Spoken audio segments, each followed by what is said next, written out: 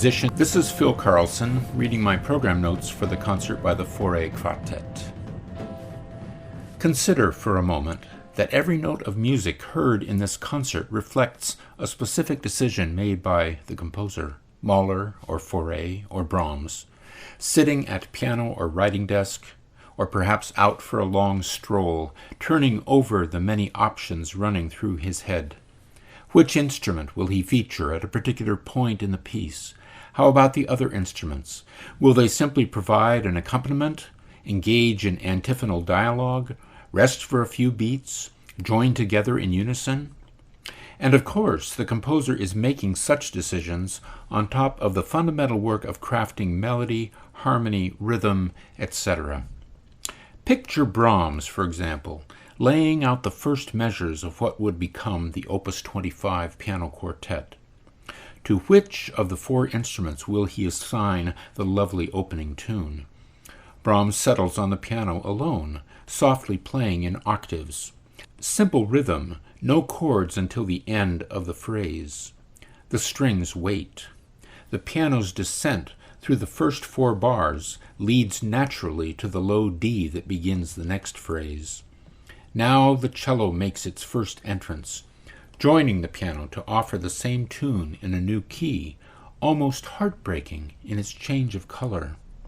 2 bars later, the viola picks up the tune, then the violin, and the instruments softly cadence together in preparation for the next theme.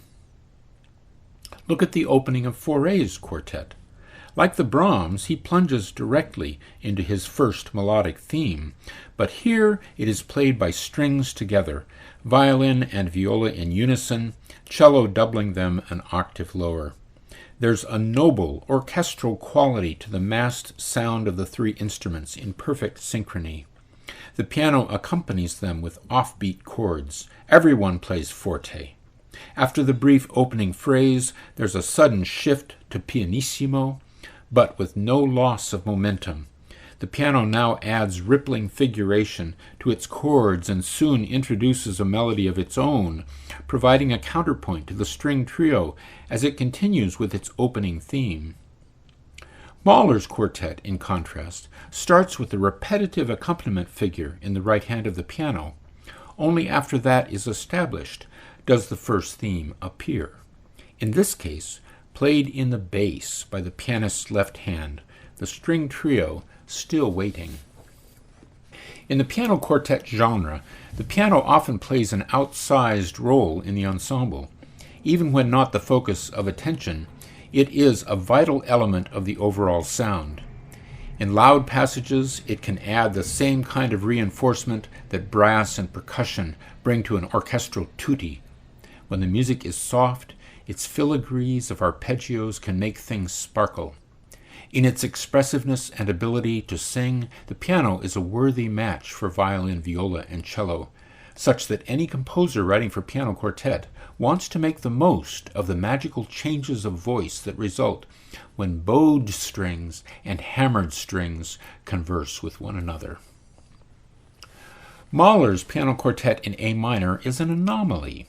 The only piece of chamber music from a composer whose output otherwise consisted purely of symphonies or songs for solo singer with piano or orchestra.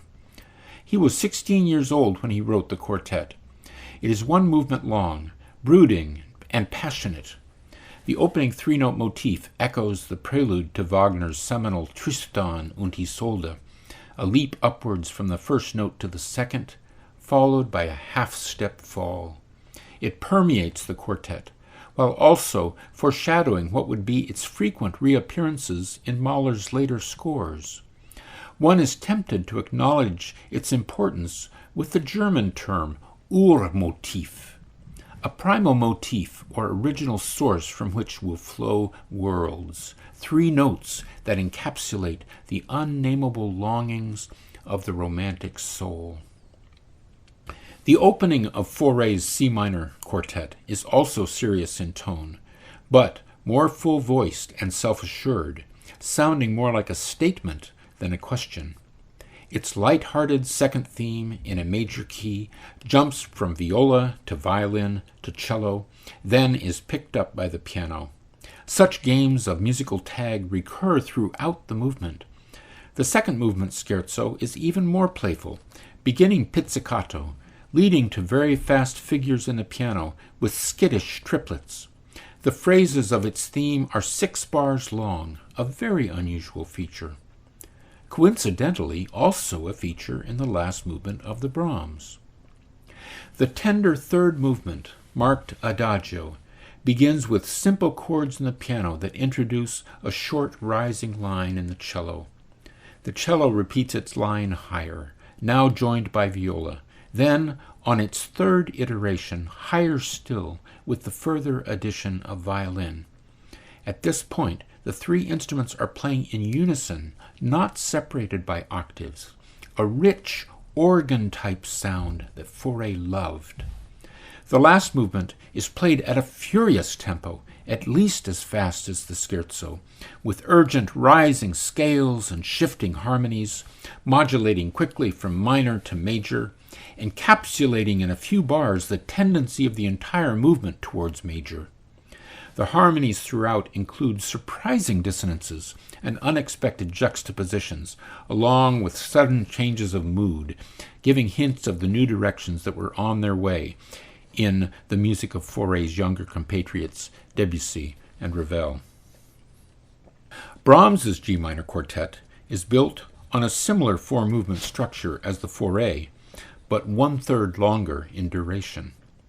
The somber opening bars described above lead briefly to a sweet echoing theme in the treble, but then we are pulled back into a transformed version of the first theme, now loud, filling the entire musical space, energized with 16th note interjections in octaves.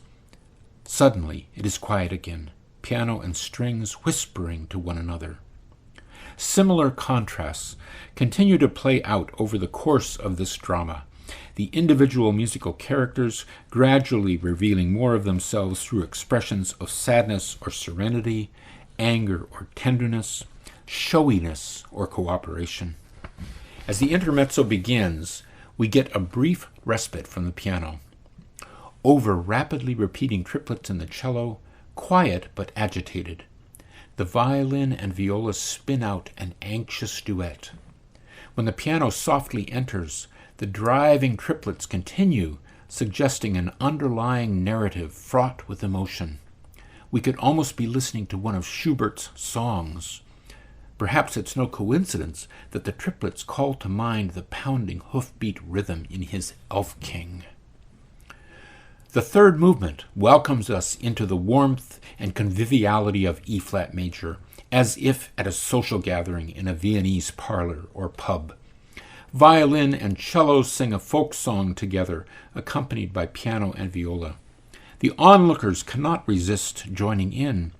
A marching rhythm is introduced. Violin and viola imitate the sound of distant trumpets. A door is flung open, and here are the marchers, glorious in their finery. Perhaps they are a gypsy band, instruments in hand, ready to launch into the quartet's last movement, a rondo alla zingarese, or rondo in gypsy style. It is essentially a collection of high-energy dances, each quite self-contained, very much in the spirit of Brahms's famous Hungarian dances. In the middle of the movement, the band takes a break from the uproar to play a rapturous love song, pulling their bows deep into the glowing souls of their fiddles.